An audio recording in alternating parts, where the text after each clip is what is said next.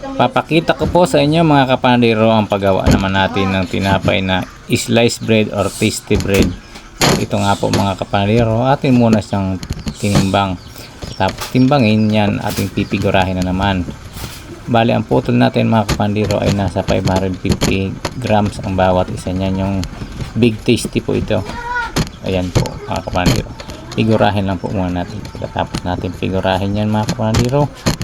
Saka naman natin ilalagay sa sa llanera, sa hormaan ng tasty.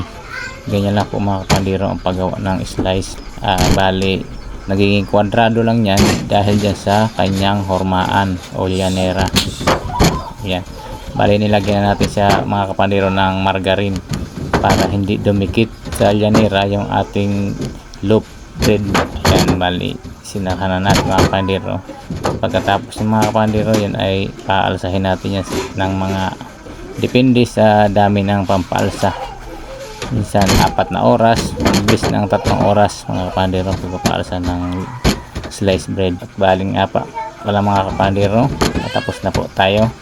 Maraming salamat po sa inyong suporta lagi kay Pobreng Pandero. Huwag niyo kalimutan paki-like naman at paki-share ng ating video.